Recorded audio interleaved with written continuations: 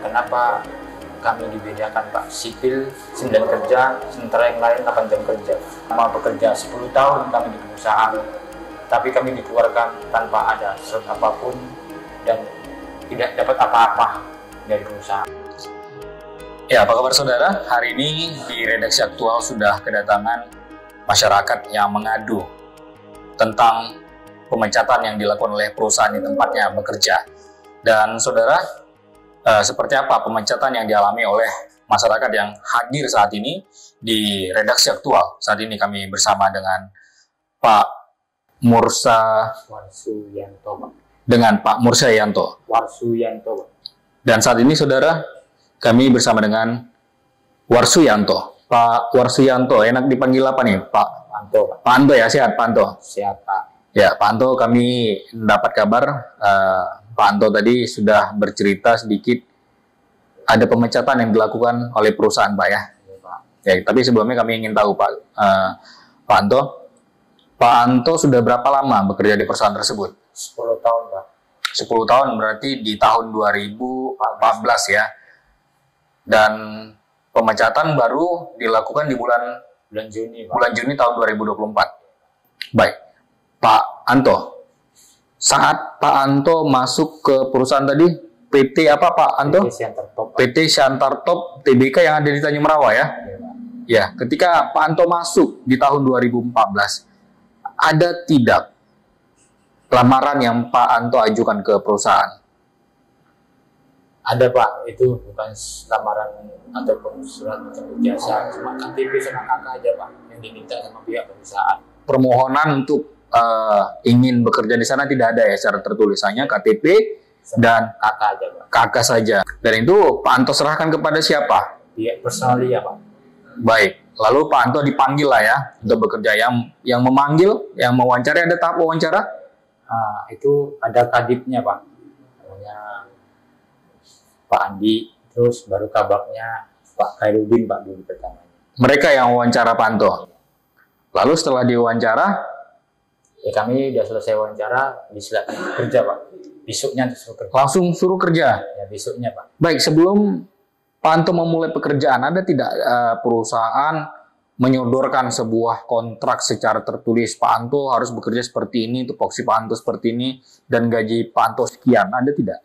Kalau masalah kontrak tidak ada, Pak. Kalau memang struktur gajinya ada. Gajinya satu hari pertama masuk saya itu 85.000, Pak. Tapi tidak diterangkan secara tertulis. Secara tertulis ya, lisan ya juga. Secara tertulis maksudnya? Ya, gambaran ada selebaran gajinya per hari 85.000. Hanya berupa selebaran ya, tapi tidak di dalam, karena kontrak tidak ada tadi Pak ya. Tidak ada, Pak.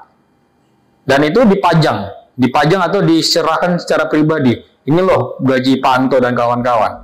Enggak, Pak, itu gajinya pribadi sendiri, Pak. Maksudnya pengumuman nominal gaji tersebut diserahkan secara pribadi, ditunjukkannya. Iya, Pak.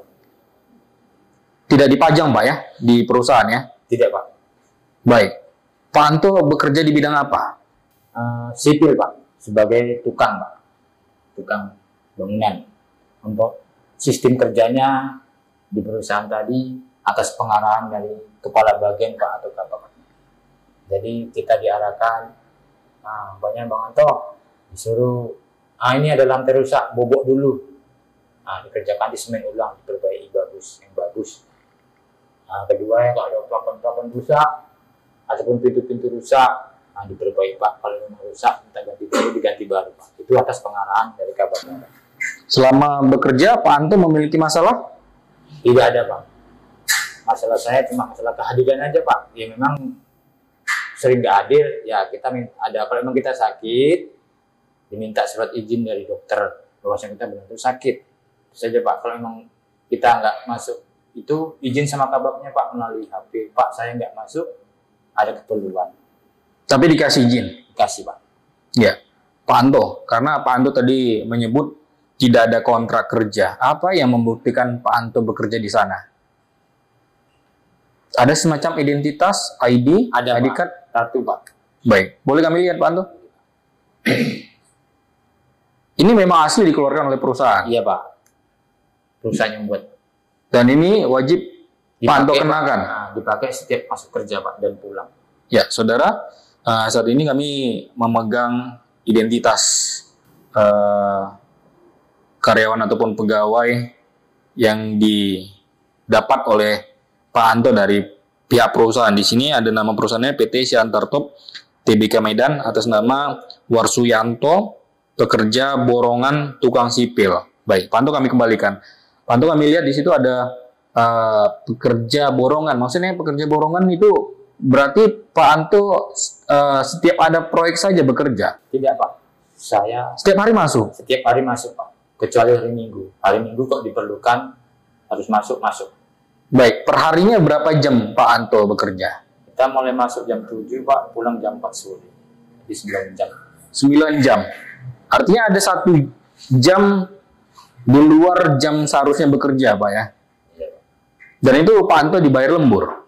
Tidak Pak, itu saya tidak mengerti. Memang itu dari aturan perusahaan Pak, kita masuk jam 7, pulangnya jam 4. Iya.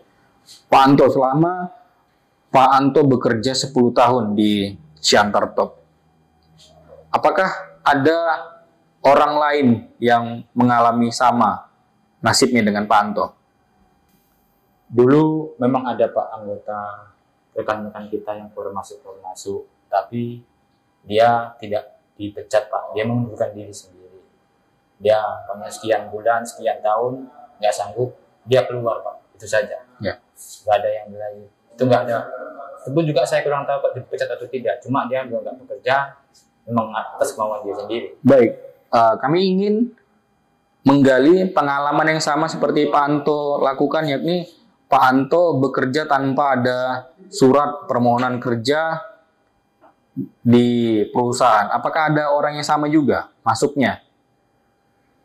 Ada Pak. Banyak, Pak Anto. Kalau bagian sipil kami 11 orang Pak. Baik, ini kalau menurut Pak Anto, mengapa ada perbedaan-perbedaan di perusahaan? Ada yang tanpa melamar? Apakah memang ada hubungan Pak Anto kedekatan dengan pihak perusahaan ketika itu? Tidak Pak. Sebelumnya kan saya bekerja di sebelah pabrik Siantar Top.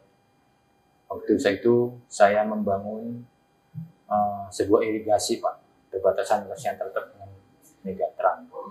Jadi setelah itu ada bilang sama kawan-kawan, ada lowongan masuk PT Siantar Top. Jadi saya bertanya ke situ Pak, apakah memang benar saya bisa masuk ke sini di pabrik ini?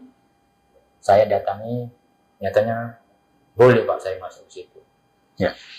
Pak Anto selama bekerja 10 tahun di Siantar Top, apakah pernah mendapatkan seperti tunjangan kesehatan atau Pak Anto setiap bulan dipotong gaji untuk mendapatkan namanya BPJS Ketenagakerjaan? Tidak Pak.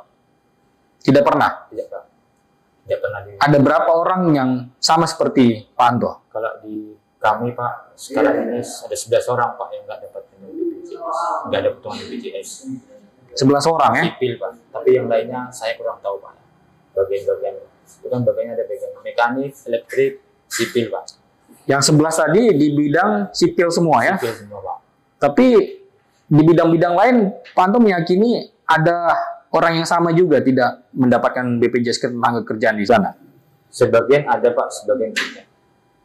Saya lihat ada sebagian dipotong, ada sebagian tidak. Sebenarnya saya tidak tahu kenapa kok mesti dibeda-bedakan Pak. Macam kami sipil, kenapa kok tidak bisa dimasukkan BPJS? Apa masalahnya Pak? Baik, tapi Pak Anto pernah sakit ya? Pernah ke rumah sakit atau ke klinik? Pernah Pak. Bayar dengan uang pribadi? Tidak Pak, perusahaan yang bayar Pak. Perusahaan? Mereka yang menanggung? Ya Pak. Itu kalau kecelakaan kerja di perusahaan Pak. Kalau di luar? Di luar kita biaya sendiri. Biaya sendiri. Artinya mereka hanya menanggung kecelakaan di dalam Perusahaan. ataupun internal perusahaan ya? Baik. Pak Anto, selain tadi masalah BPJS, selalu ada masalah gaji, ada pula masalah jam kerja tadi, Pak Anto ya. Pak Anto, apa lagi yang Pak Anto lihat sesuatu yang janggal menurut Pak Anto selama bekerja? Yang kita lihat janggal bekerja Pak, sistem jam kerja Pak. Kenapa kami dibedakan Pak? Sipil 9 kerja, sementara yang lain 8 jam kerja Pak. Itu yang jadi pertanyaan saya. kenapa orang sipil kok dibedakan 9 jam kerja, sementara yang lain 8 jam kerja, Pak. Baik. Itu saya lihat. Selama 10 tahun dan Pak Anto di bulan ini dipecat, tepatnya di tanggal berapa Pak Anto? Tanggal 11 Juni, Pak. 11 Juni hari Selasa ya Pak ya? Iya. Pak Anto ketika pemecatan, Pak Anto ada menerima semacam surat resmi dari perusahaan? Tidak, Pak. Saya dihimbau ataupun diberi kabar sama kabak kami, dibilang, Pak, Bang Anto sama Bang Asmi hari Selasa ini terakhir kerja. Itu saja, Pak. Tidak ada yang lain. Hanya sebatas lisan Pak Anto ya? Iya, Pak. Baik, Pak Anto, apa yang ingin Pak Anto sampaikan lagi ke pemerintah, perusahaan ataupun masyarakat lain yang mungkin ada di Siantar Top di tempat Pak Anto bekerja ini mengalami hal yang sama tapi masih ragu untuk menyampaikan ke publik? Silakan Pak Anto. Harapan saya pribadi ataupun nanti yang lainnya, tolonglah kami pekerja kasar ataupun buruh kasar ini diperhatikan.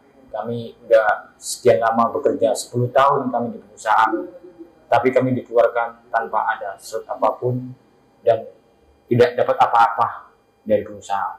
Jadi kami ya mohonlah diperhatikanlah kami buruh kasar ini ya sedikit atau seberapalah untuk kami, untuk anak-anak kami di rumah. Karena kami bekerja di perusahaan pun kami tidak ada masalah, nggak pernah ada kesalahan, cuma masalah kehadiran saja yang kami alami, sakit atau tidak masuk karena masalah keluarga. Jadi mohon tolonglah kami orang buruh kasar ini, diperhatikanlah kami orang BHL ataupun bulan lepas, karena lama kerja di perusahaan kami tidak ada dapat apa-apa, dikeluarkan begitu saja. Itulah harapan. Ya, Pak Anto, ada lagi yang ingin Bapak sampaikan? Cukup? Sudah, Pak. Baik, terima kasih Pak Anto telah berbagi pengalaman Pak Anto. Semoga rekan-rekan Pak Anto di perusahaan Siantar Top ataupun perusahaan yang lain ketika merasa ada hal yang menurut mereka janggal ataupun intimidasi yang dialami oleh mereka di perusahaan berani mengungkap ke publik sama seperti Pak Anto ya, agar hak dan apapun yang menjadi hak dari karyawan bisa mereka dapatkan Pak Anto ya. Terima kasih Pak Anto, sehat-sehat selalu. Ya saudara, demikian tadi wawancara kita dengan Warsianto ataupun Pak Anto tadi, salah satu karyawan dari PT Siantar Top Tbk yang ada di Tanjung Merawa. Dan saudara, terkait dengan kasus Anto tadi, kami tim redaksi aktual juga sudah melakukan konfirmasi ke perusahaan yang bersangkutan. Namun saudara, beberapa waktu lalu ketika tim mengunjungi perusahaan tersebut, tim kami dihadang oleh beberapa security ataupun pihak keamanan di perusahaan tersebut dan tidak diizinkan untuk menjumpai pihak manajemen ataupun pihak perusahaan yang bertanggung jawab untuk mengurusi masalah karyawan. Dan bahkan informasi di perusahaan kebenaran ini sebenarnya biar berimbang. Nah, itulah masalahnya kayak gitu. Nah, ini kalau gini nanti kami sampaikan. Tapi kalau mendadak gini satu bang jamnya, nggak bisa kami gitu-gitu aja bang. Ya makanya ada Pak, stafetnya. iya makanya Pak, gimana lah kami biar dapat. Karena gini Pak, Iya. jadi kan mau naikkan ke media, ke koran, kan gitu. Jadi kita kan Jadi kita harus ada berimbang Pak. Hanya naik sepia aja. Iya. Nanti kami misalnya kan ngerti kami bang, Iya. ngerti. Cuman maksudku gini. Ini kan, ini udah tahu kan. Nanti ada kami dua itu, Bapak kami, ini sama Pak Asmi.